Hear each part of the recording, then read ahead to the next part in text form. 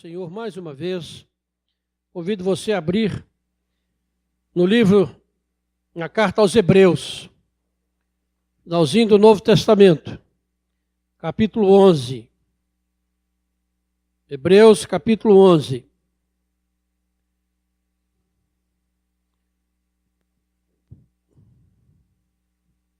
Vamos ler primeiramente o versículo 1.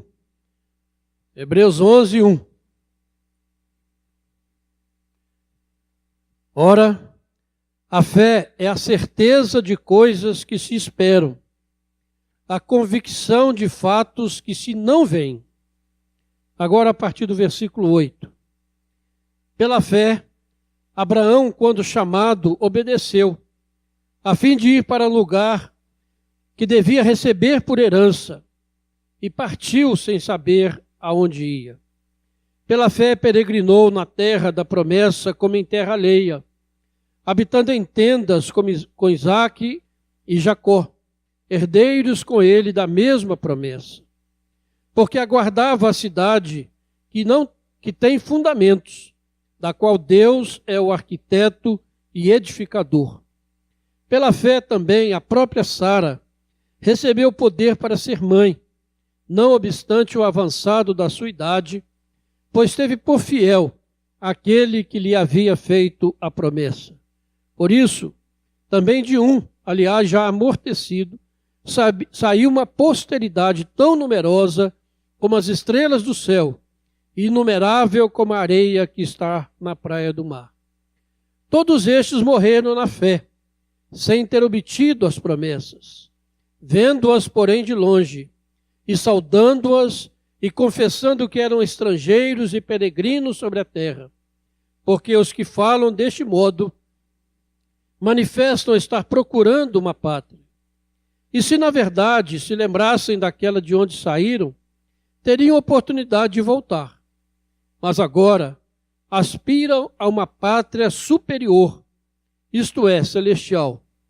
Por isso Deus não se envergonha deles, de ser chamado seu Deus, porquanto lhes preparou uma cidade. Amém. O verso 1 desse capítulo 11, ele é muito conhecido no meio da igreja, muito citado, nós até o conhecemos de cor, e nós achamos que aqui tem uma definição completa de fé, do que é fé. Mas, na verdade, o autor aqui do livro de Hebreus, ele está pegando um aspecto da fé e ligando esse aspecto com aquilo que ele escreveu aqui nos versículos anteriores. O objetivo dele é exortar aqueles irmãos que estavam vivendo uma situação bem difícil, exortá-los para que eles perseverassem na fé, para que eles permanecessem confiantes e obedientes à palavra de Deus, a fim de que pudessem alcançar as promessas do Senhor. Por isso nós vamos ler aí os versículos 35 a 39 do capítulo 10, os versículos anteriores aí. 10, 35 em diante diz assim: Não abandoneis, portanto, a vossa confiança. Ela tem grande galardão. Com efeito, tendes necessidade de perseverança, para que, havendo feito a vontade de Deus, alcanceis a promessa. Porque ainda dentro de pouco tempo, aquele que vem virá, e não tardará. Todavia, o meu justo viverá pela fé. E se retroceder, nele não se compraz a minha alma. Nós, porém, não somos dos que retrocedem para a perdição. Somos, entretanto, da fé, para a conservação da alma. Aí ele entra no capítulo 11, dizendo então que a fé é o firme fundamento da esperança. A fé é o firme fundamento da esperança. E ele diz que essa fé, ela nos dá convicção, nos dá certeza de fatos que nós não vemos. E podemos perguntar, que fatos são esses que nós não vemos? São os fatos revelados da palavra de Deus. tanto do passado quanto do futuro. Então a fé, ela nos dá essa convicção de que aquilo que está revelado na palavra é a verdade. Romanos 8, 24, 25 diz: porque na esperança somos salvos. Ora, a esperança que se vê não é esperança, pois o que alguém vê, como espera? Mas se esperamos o que não vemos, com paciência o aguardamos. E no capítulo 10, no versículo 38, ele repete aquela frase de Abacuque do Antigo Testamento, que depois também é repetida em Romanos 1,17, em Gálatas 3,11 e aqui. O meu justo viverá pela fé. E aqui expressa realmente a essência de uma vida cristã. Portanto, aqui ele está fazendo uma ligação dessa fé com a paciência, com a perseverança que o cristão deve ter nesta vida. Ele está dizendo que a paciência, ela nasce da fé. Isso é certo, porque nós jamais podemos continuar a nossa caminhada cristã vencendo as lutas e as dificuldades se nós não formos sustentados pela fé. E o apóstolo João, em 1 João, capítulo 5, verso 4, diz: porque todo que é nascido de Deus vence o mundo. E esta é a vitória que vence o mundo, a nossa fé. Portanto, irmãos, é pela fé que nós nos elevamos diante do Senhor. É pela fé que nós saltamos sobre os perigos desta vida presente. É pela fé que vencemos todas as misérias, todas as tribulações da nossa vida. E é pela fé que nós alcançamos a serenidade no meio das tormentas e tempestades desta vida. E a fé é onde se baseia e se apoia a esperança. Às vezes a gente confunde fé com esperança. Qual é a diferença? A fé é que sustenta a nossa esperança.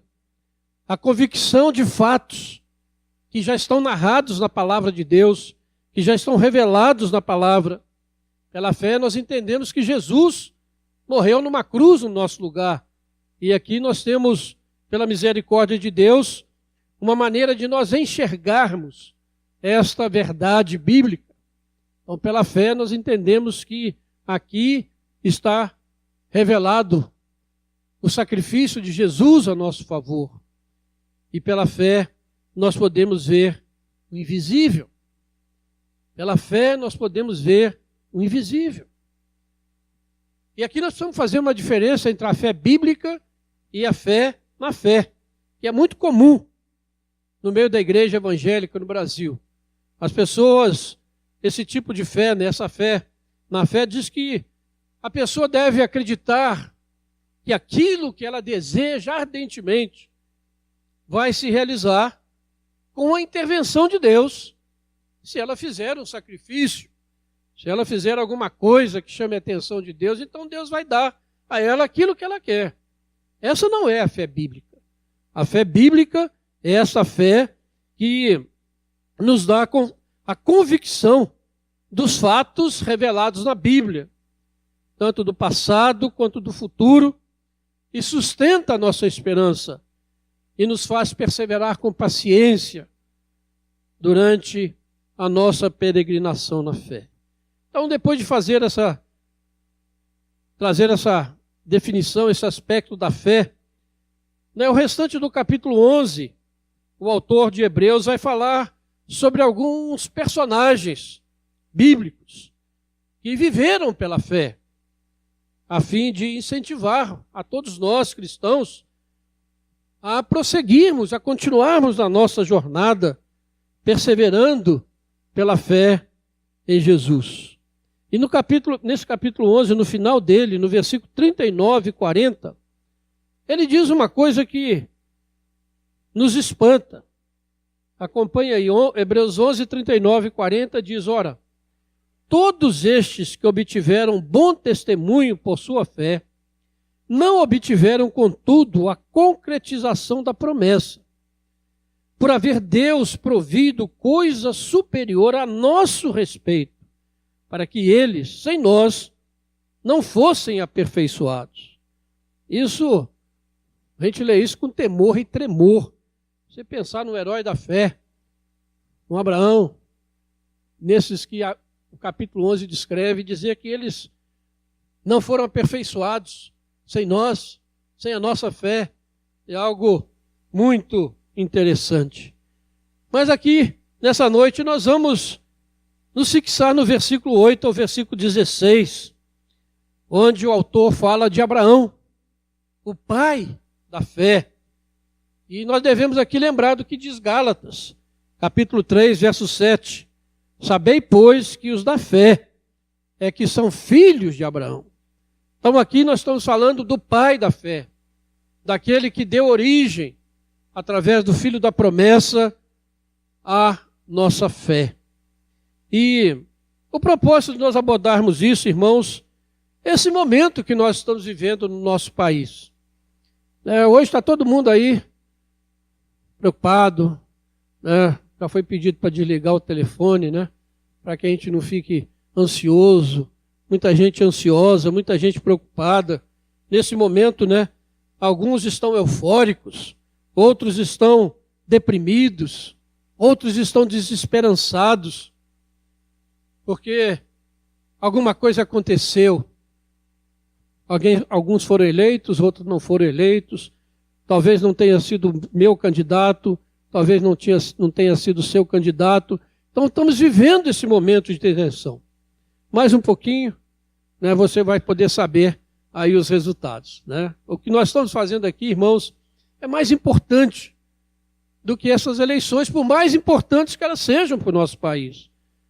Porque daqui a 4 anos esses eleitos passam. Mas o nosso Deus permanece. O reino de Deus permanece. E nós estamos aqui tratando desse reino, que é muito mais importante. Por isso, é um privilégio estarmos aqui nessa noite, de tanta tensão. E a questão é essa: como cristãos nós vamos viver esse tempo de angústia, de desesperança, de dúvida em nosso país. Como enfrentar isso tudo? Como viver como cristão?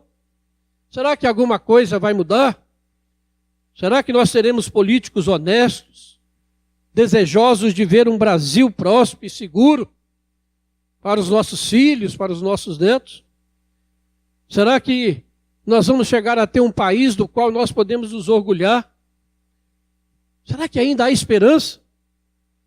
A história de Abraão, o nosso pai na fé, traz alento ao nosso coração, irmãos. Traz esperança para que nós possamos perseverar, caminhar, continuar fazendo aquilo que nós somos chamados por Deus para fazer, confiando na soberania de Deus sobre todas as coisas. Veja o verso 8, que Abraão, quando chamado, ele obedeceu pela fé. Aqui nós vemos o chamado irresistível de Deus, aquele chamado da graça que nos alcançou. Cantamos a maravilhosa graça do Senhor Jesus. Um dia todos nós fomos alcançados por essa graça e fomos irresistivelmente chamados pelo amor de Deus. Graça irresistível. E fomos chamados para obedecer. Abraão deixou esse exemplo para nós. Ele obedeceu. Ele, diz o texto, que ele, a fim de ir para um lugar que devia receber por herança, e partiu sem saber para onde ir. Interessante. Sair em obediência a Deus sem saber aonde que ia chegar. Porque Deus havia lhe feito uma promessa. E ele sabia que esse Deus que faz uma promessa é um Deus fiel. Que Deus lhe daria uma herança. Não sabe aonde.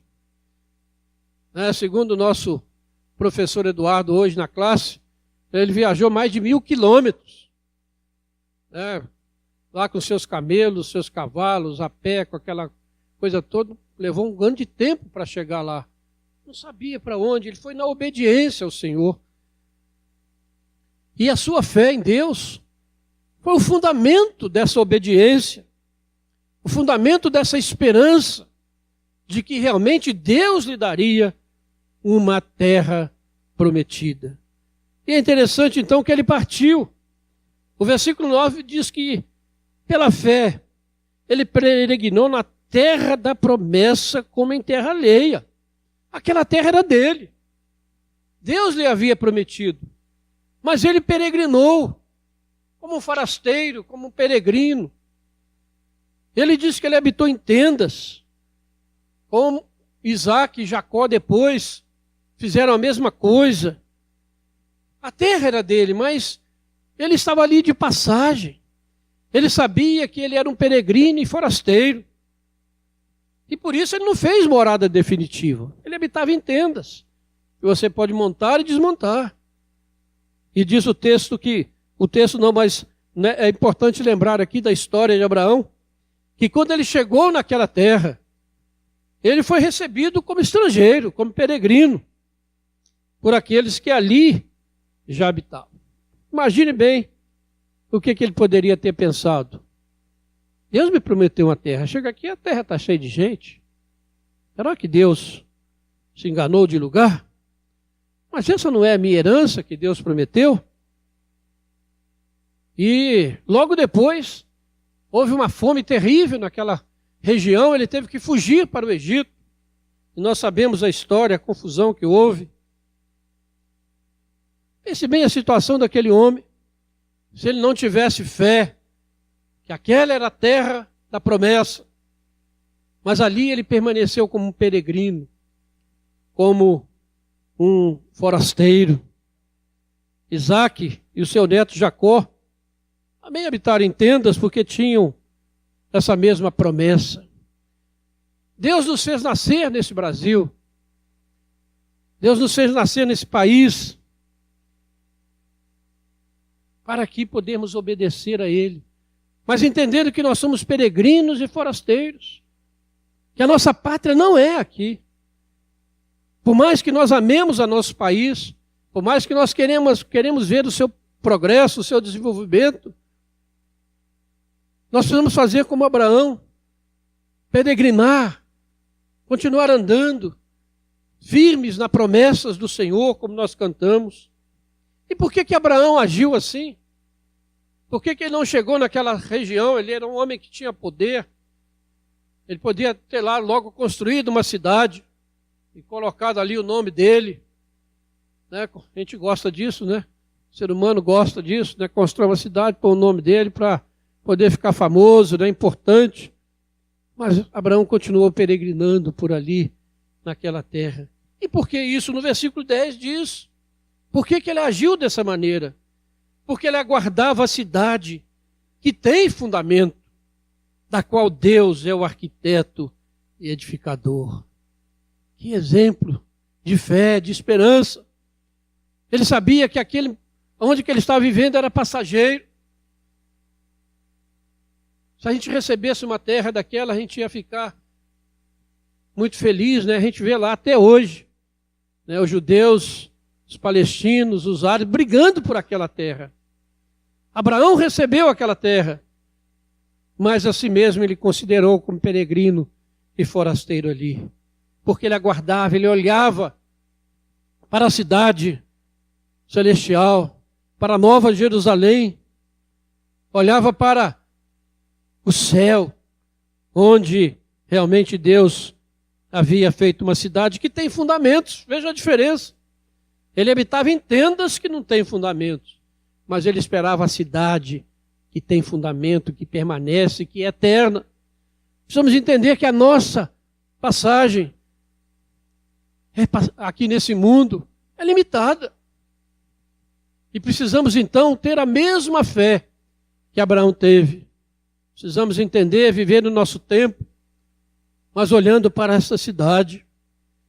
E Calvino, comentando esse texto, ele diz: o apóstolo nos ensina que todo o cansaço deste mundo se alivia com a esperança, que jamais devemos nos enfadar de seguir a Deus. Às vezes ficamos cansados com toda essa situação. Ficamos cansados com tanta discussão. Ficamos cansados com tantos governos que vêm, que vão e não solucionam o problema. E nós continuamos o mesmo. Cansamos muitas vezes. Mas nós precisamos ter a nossa fé renovada. Precisamos ter a nossa esperança renovada na presença do Senhor. No versículo 11, versículo 12 do texto, ele fala do nascimento miraculoso de Isaac, e o filho da promessa, como nós somos filhos da promessa do Senhor. Em Romanos 4,18, ele tem uma frase que eu acho muito interessante, onde diz: Abraão, esperando contra a esperança, creu, para vir a ser o pai de muitas nações, segundo lhe fora dito. Esperar contra a esperança. Às vezes nós desistimos logo, mas o Senhor nos chama a esperar, mesmo que não haja esperança, mesmo que as coisas pareçam sem solução. Ele diz que nós devemos esperar nas promessas do Senhor, porque Ele é fiel para cumprir cada uma delas. E nos versículos 13 a 16 do texto, diz que estes homens que viveram dessa maneira pela fé, eles não alcançaram as promessas. Eles não viram as promessas se cumprindo na vida deles. Mas eles continuaram crendo no Deus que fez as promessas. E assim é conosco, irmãos. Mesmo que as promessas não se cumpram diante dos nossos olhos precisam estar postos não aqui, mas lá na cidade celestial. E o texto vai dizendo que eles, vendo essas promessas de longe, eles confessaram que eram estrangeiros e peregrinos, que eles estavam de passagem. Por quê? Porque agora eles aspiram a uma pátria superior, como diz o versículo 16, uma pátria celestial. E assim, irmãos, aqueles que vivem pela fé, esperando pacientemente nas promessas de Deus, sabendo que são forasteiros e peregrinos sobre esta terra, agradam a Deus, ao ponto de Ele não se envergonhar deles. Que coisa interessante. Quando Jesus...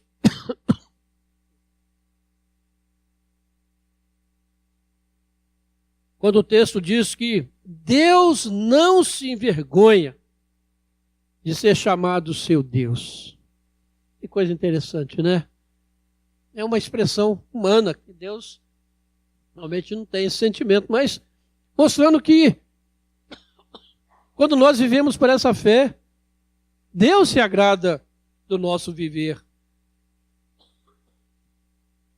Nós devemos lembrar da palavra de Jesus, que diz: aquele que se envergonhar de mim e das minhas palavras, eu me envergonharei deles quando voltar em poder e glória.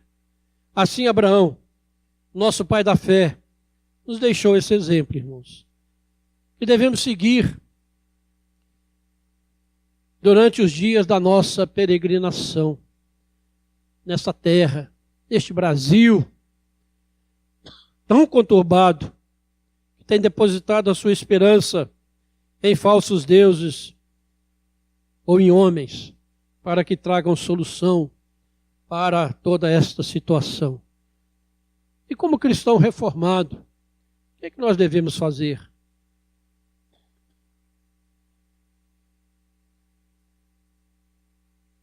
Em primeiro lugar, entender que nós somos chamados para obedecer, não aos homens, mas a Deus. Com Abraão, cada um de nós um dia foi chamado pela graça irresistível do Senhor. Nós nos arrependemos dos nossos pecados. Nós cremos na obra redentora de Jesus na cruz. E nós nos entregamos ao senhorio de Jesus. E agora, como cristãos, nós devemos obedecer ao nosso Senhor. Devemos obedecer, acima de tudo, a sua palavra. Independente de quem estará no poder governando esse país, a partir de agora, governando o Estado, governando toda essa nação. O nosso chamado é para obedecer. É viver pela fé. é andar nas promessas do Senhor, sabendo que o Senhor está no controle de toda a situação. E independente de se nós somos bem tratados ou maltratados, nós vamos olhar para as promessas do Senhor, para a cidade que tem fundamento. Vamos viver em obediência ao nosso Deus, irmãos. Porque a cada dia o desafio é este. Cada dia o mundo tenta nos afastar do Senhor, tenta nos afastar da presença do Senhor, tenta nos afastar do culto a Deus, tenta nos afastar da mesa do Senhor. Precisamos e somos chamados a obedecer. Segundo, coisa que nós como cristãos reformados devemos pensar, que nós somos estrangeiros, peregrinos. Essa é a situação da igreja de Jesus nesse mundo. Deus nos fez nascer nesse país imenso, bonito, nesse país que pode ser próspero, nesse país que tem riquezas, mas como Abraão, nós devemos viver aqui como nós se estivéssemos em terra alheia, sem amarras, livres, mas devemos estar aguardando a cidade que vem, que tem fundamentos, da qual o Senhor é arquiteto e edificador. Como eu disse, as coisas desse mundo passam. Aqueles que foram eleitos hoje, daqui a 4 anos, nós não sabemos como estarão. Mas nós estaremos firmes no Senhor. Nós estaremos confiantes no Senhor. Nós estaremos vivendo pela fé, contemplando a cidade celestial, essa cidade que tem fundamentos e é eterna. Os governos passarão, mas a igreja do Senhor permanece eternamente. Precisamos crer nisso, irmãos. A consciência, de que esse mundo não é a nossa pátria definitiva, mas que nós temos o reino eterno à nossa espera, deve nos livrar de todo amor a este mundo caído que jaz no maligno. Como Jesus disse, não vale a pena você ganhar o mundo inteiro se você vier a perder a sua alma. É mais importante contemplarmos a cidade celestial. Mas uma terceira coisa que nós precisamos fazer, irmãos, além de sermos obedientes, de entendermos que a nossa pátria definitiva não é aqui. Nós precisamos viver de tal maneira que Deus não se envergonhe de ser chamado nosso Deus. E nós vivamos de uma tal maneira, em santidade, em obediência, que Deus não se envergonhe de nós. Naquele dia, Jesus disse que muitos vão dizer, Senhor, Senhor, em teu nome fizemos isso e aquilo. Ele vai dizer, apartai-vos de mim, porque eu não vos conheço. Deus não se envergonhou. Quando Deus se apresenta a Moisés para libertar o povo de Israel, ele diz, eu sou o Deus de Abraão. Eu sou o Deus de Isaac. Eu sou o Deus de Jacó. Ele não se envergonhou de dizer que era o Deus desses homens, porque eles peregrinaram pela fé, porque eles foram fiéis ao Senhor, porque eles obedeceram ao Senhor, porque viveram pela fé nas promessas do seu Deus. Por isso Deus não se envergonhou de ser chamado seu Deus. Fica pensando, será que quando Deus olha para nós hoje, para a igreja, para a nossa vida, será que Ele tem, vamos dizer, aquele orgulho santo de dizer, eu sou o Deus dessa pessoa, eu sou o Deus dele. E dizer isto, não há nada maior do que isso neste mundo, meus irmãos. Por isso, irmãos, a ênfase da Bíblia, o justo viverá pela sua fé. Não pelo que vê, não pelas filosofias humanas, mas pela fé nas promessas do Senhor. Pela fé nesse Deus poderoso. A fé que aguarda com paciência que as promessas do Senhor se cumpram na nossa vida. Que a fé em Cristo, irmãos, seja firme fundamento da nossa esperança. Que a nossa fé nos dê a convicção dos fatos revelados na palavra, que nós ainda não vemos, mas que certamente virão das mãos do Deus soberano, que governa todas as coisas, segundo o conselho da sua vontade e para a sua glória. Que a nossa fé, irmãos, nos faça cada vez menos olhar para este mundo sob a ira de Deus e nos leve a contemplar a cidade que tem fundamentos, da qual Deus é o arquiteto e edificador. A fé verdadeira é aquela fé que ouve a palavra de Deus e descansa nas suas promessas. Portanto, irmãos, nestes dias, que a nossa fé esteja no Senhor, não nos homens, não nos partidos políticos, não naqueles que vão governar. Devemos orar por eles, devemos acatá-los como autoridades sobre nós. Mas nós precisamos, acima de tudo, irmãos, descansar nas promessas do Senhor. Haja o que houver, Deus está no controle. Haja o que houver, Deus é soberano. Deus está no controle da minha vida, da sua vida, da vida desta nação. E Ele está preparando aqui um povo para habitar a eternidade. Novo céu e nova terra. Ele está nos preparando para isso. Vamos peregrinar pela fé, confiantes no Senhor, como Abraão. Mesmo tendo recebido aquela promessa, ele andou ali. Não teve morada fixa, porque aguardava a cidade que tem fundamentos. Que assim seja conosco. Vivamos pela fé. O justo viverá pela sua fé. Não uma fé na fé. Não uma fé naquilo que eu quero que aconteça. Mas uma fé naquilo que está revelado nesta palavra. O Senhor Jesus virá, o Senhor Jesus voltará, e nós estaremos prontos para estar com Ele para todo sempre. Que Deus os abençoe, irmãos. Que Deus fortaleça a sua vida.